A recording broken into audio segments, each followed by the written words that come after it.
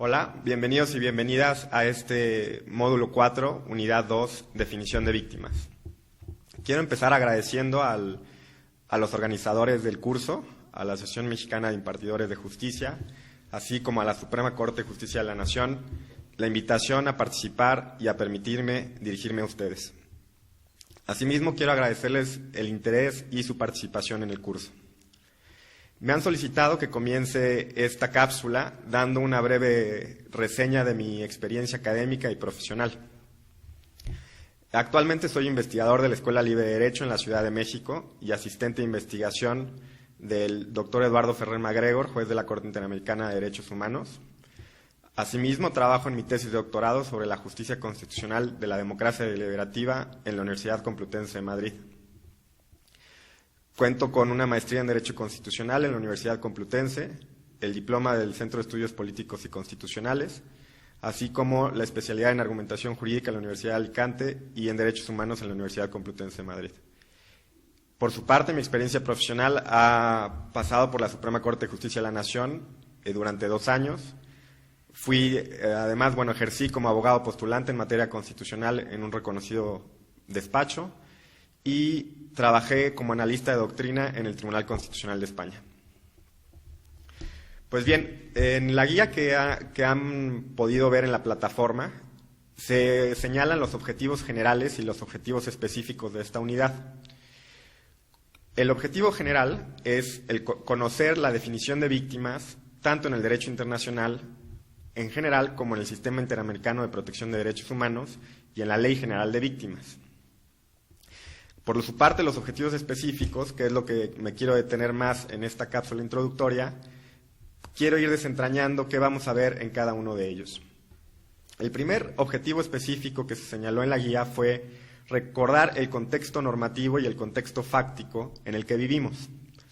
Por un lado, el contexto normativo me refiero a la reforma en materia de derechos humanos de junio de 2011, sobre la que sé que ustedes han tenido otros módulos y sobre las que seguramente otros profesores han hecho mucho énfasis.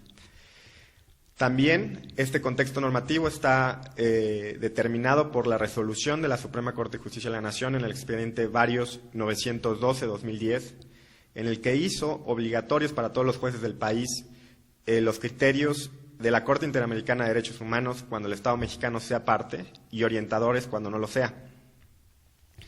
Estas dos características marcan nuestra época en términos normativos. Por su parte, en términos sociales, creo que es indispensable reconocer que vivimos en una crisis humanitaria, tal y como hace unas semanas lo reconoció el subprocurador de Derechos Humanos de la Procuraduría General de la República. El segundo objetivo específico de la unidad es reflexionar sobre el papel que pueden y deben jugar, en mi opinión, los impartidores de justicia al aplicar, sobre todo, la Ley General de Víctimas. Yo pretendo que en este segundo apartado logremos reflexionar sobre las implicaciones que tienen las funciones de los impartidores de justicia.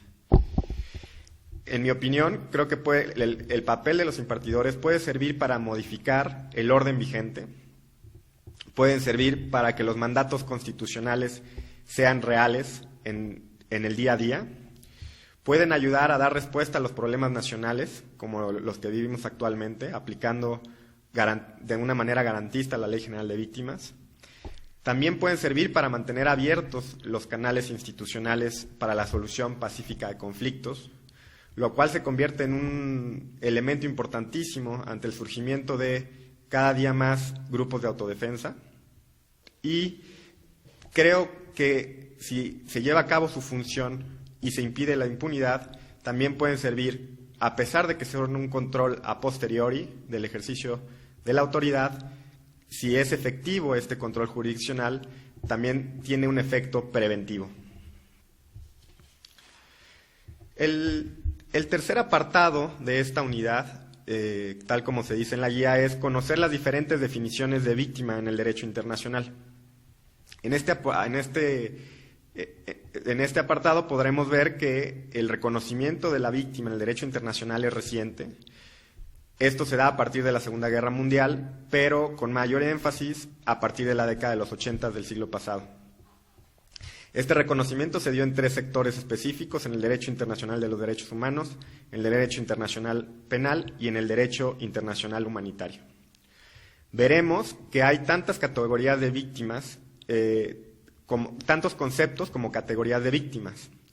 Y revisaremos y estudiaremos distintos instrumentos internacionales que contienen conceptos de víctimas.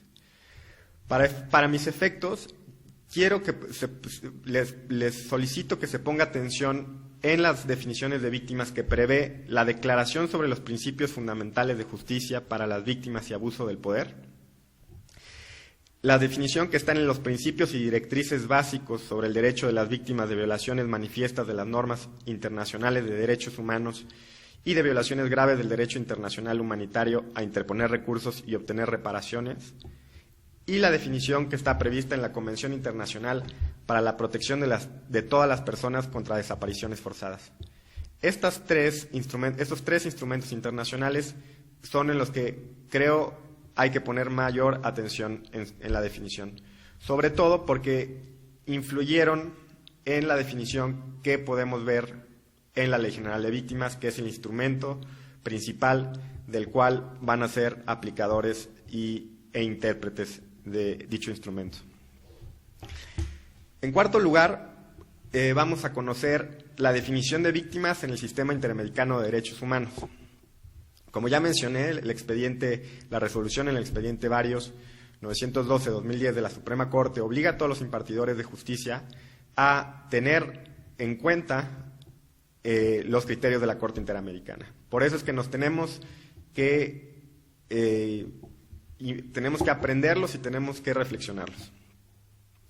En este apartado empezaremos con la definición del reglamento de la Corte Interamericana de Derechos Humanos, la definición que hace de víctimas. En esta definición, el rasgo principal es que el carácter de víctima se obtiene con una sentencia de la Corte Interamericana. Posteriormente veremos cuáles han sido las definiciones jurisprudenciales, en las que ya no solo, como lo hace el reglamento, se refiere a la sentencia, sino que se refiere al daño que haya sufrido la víctima. Se hace un énfasis en el daño, tal y como se hace también en la Ley General de Víctimas. Distinguiremos o veremos a qué se refiere la cuestión de parte lesionada. El artículo 63 de la Convención Americana se refiere a parte lesionada. Veremos en este apartado que toda víctima es parte lesionada, mas no toda parte lesionada es víctima. También distinguiremos entre víctima directa e indirecta y cómo no hay jerarquía entre una y otra. También empezaremos a ver cómo la definición de víctimas ha sido ampliada por la propia Corte para abarcar también a los familiares de las víctimas en distintos casos, pero por mencionar alguno, por ejemplo, se ha considerado víctimas a los familiares de menores asesinados. Otro apartado se refiere a el trámite que se le ha dado a las peticiones de las personas jurídicas en el sistema interamericano. En principio, la protección en el sistema interamericano es solo para las personas físicas. Sin embargo, la Corte Interamericana ha tramitado las peticiones de personas jurídicas o alegaciones que se hacen en su nombre, reconduciéndolos a las personas físicas. Esto es importante porque también en la Ley General de Víctimas de nuestro país se refieren a personas físicas. Y finalmente, en este apartado sobre el sistema interamericano, nos referiremos a la exigencia que existe en la jurisprudencia de la Corte Interamericana y en la práctica de la Comisión sobre que las víctimas sean concretas, aunque pueden no ser identificadas. Sobre esto hay 2 casos que son importantes tener en cuenta y que también se hace mención en el texto de las lecturas, en la síntesis de las lecturas que se acompaña y que es la lectura obligatoria, sobre las víctimas cuando hay una impugnación de una ley general en abstracto, quiénes son víctimas en esos casos, y quiénes son víctimas cuando se trata de la protección de intereses difusos y colectivos. Ha habido casos en los que la Corte Interamericana ha dictado, por ejemplo, medidas provisionales para proteger grupos que de alguna manera se pueden determinar, pero que no están identificados uno a uno todos sus integrantes. En quinto lugar, veremos los familiares, cuál es el papel de los familiares, cómo pueden aparecer como víctimas también, directas o indirectas, en la jurisprudencia de la Corte. Como ya había mencionado antes, hay un apartado en el que se menciona que la definición de víctimas fue ampliada para introducir a los familiares, pero ya ahora en la actualidad se reconoce plenamente su papel y las víctimas aparecen en algunos casos como víctimas directas e indirectas. También veremos la definición del reglamento de la Corte Interamericana, estudiaremos la jurisprudencia de la Corte Interamericana y veremos cómo en esa jurisprudencia el concepto de familia es un concepto amplio. También me interesa que distingamos en relación con los familiares, pues no solo aparecen los familiares como víctimas, sino también aparecen como partes lesionadas sin ser víctimas. Este es el caso que yo mencionaba anteriormente de que no todas las partes lesionadas son víctimas. También veremos cómo las familiares pueden aparecer simplemente como sucesores, como derechohabientes a la indemnización. Por ejemplo, cuando muere el que tiene derecho a la indemnización, la víctima muere y tiene derecho a la indemnización, esto se transmite a sus sucesores y la Corte Interamericana ha interpretado, ha dicho quiénes de los familiares tienen derecho a esa indemnización. Y finalmente, en relación con los familiares, es interesante ver cómo se ha creado también una categoría que se les ubica como terceros perjudicados. O sea, ya no como víctimas, no como partes lesionadas, no como sucesores, sino como terceros perjudicados. En un caso, desde hace años, la Corte ha dado ciertos requisitos para que estos familiares sean considerados como terceros perjudicados y también eso lo estudiaremos. En sexto lugar, me interesa, y esto creo que será de interés especial para todos ustedes, la definición de víctimas en la Ley General de Víctimas y cuáles son algunos problemas interpretativos que se podrán presentar en su aplicación. Para introducir esta sección de la unidad, transcribo algunos artículos de un activista en derechos humanos, Silvano Cantú, que estuvo relacionado con el Movimiento por la Paz, con Justicia y Dignidad, en la redacción de la Ley General de Víctimas y que nos dan alguna pista para entender qué es lo que significa en términos sociales, en términos democráticos, la Ley General de Víctimas. Dos puntos quiero solo enfatizar. Por un lado, la Ley General de Víctimas no debemos de perder de vista que es una ley pedida por la sociedad, exigida así a los legisladores y aprobada por unanimidad en ambas cámaras, lo cual le concede una legitimidad democrática altísima y obliga a los impartidores de justicia a hacer todo lo necesario para que ésta se cumpla y sea efectivamente aplicada. En segundo lugar, esta Ley General de Víctimas reconoce la responsabilidad estatal sobre la responsabilidad que tiene por la vida, la integridad, la libertad y la seguridad de todos los que vivimos en México. El papel que pueden jugar los impartidores y las impartidores de justicia es importantísimo, pues es la posibilidad de convertir este deseo plasmado en una ley en lo que Silvano Cantú denomina como letra viva.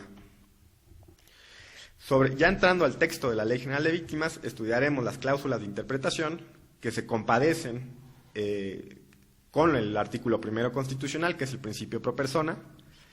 Veremos la definición de víctimas directas, indirectas, potenciales, y cómo la propia ley incluyó a grupos, comunidades y organizaciones sociales los incluyó en la posibilidad de ser considerados víctimas. En esta definición de víctimas, en la propia ley se señala que debe de haber un daño o menoscabo, y entonces también eso nos obligará a estudiar qué se entiende por daño o menoscabo. Pero antes de terminar esta sección, este sexto apartado, veremos la definición de la ley que da de delito, de hecho victimizante y de violación de derechos humanos. Una vez vista y revisadas las definiciones, nos detendremos en el aspecto del daño.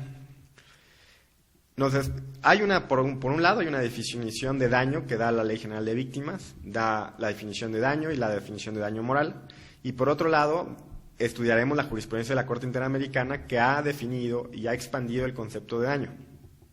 En la jurisprudencia de la Corte Interamericana, el daño se conoce como daño material e incluye lo que es el daño emergente, el lucro cesante o pérdida de ingresos y el daño al patrimonio familiar. Por su parte, el daño moral, como se denomina en la Ley General de Víctimas, en la jurisprudencia de la Corte Interamericana ha pasado a conocerse como el daño inmaterial.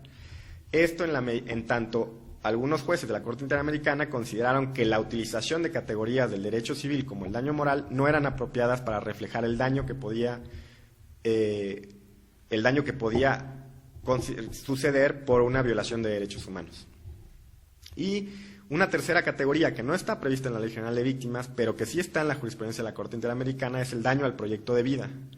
Esto no se suele encuadrar como parte del daño inmaterial, sin embargo, creo que por distintas razones puede ser incluido y protegido a través del daño moral, tal como lo define la Ley General de Víctimas, pues es una definición amplia y además, atendiendo al principio pro persona, se debe de garantizar en la mayor medida de lo posible y reparar los daños que se le hayan causado a la víctima. Finalmente, la última sección de la unidad se refiere a cómo se adquiere la calidad de víctima en la ley y sobre esto me interesan 3 puntos. La primera es que debe haber la acreditación del daño o menoscabo sufrido.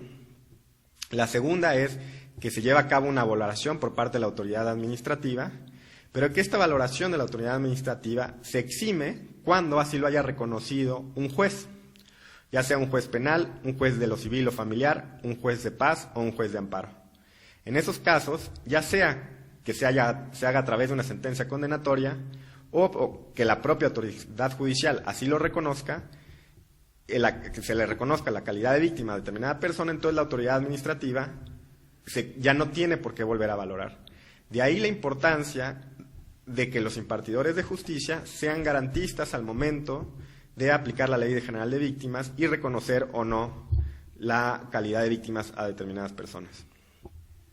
Pues bien, esa es la exposición de la unidad. Quiero agradecerles su atención y quedo a su disposición para cualquier duda o comentario en la plataforma.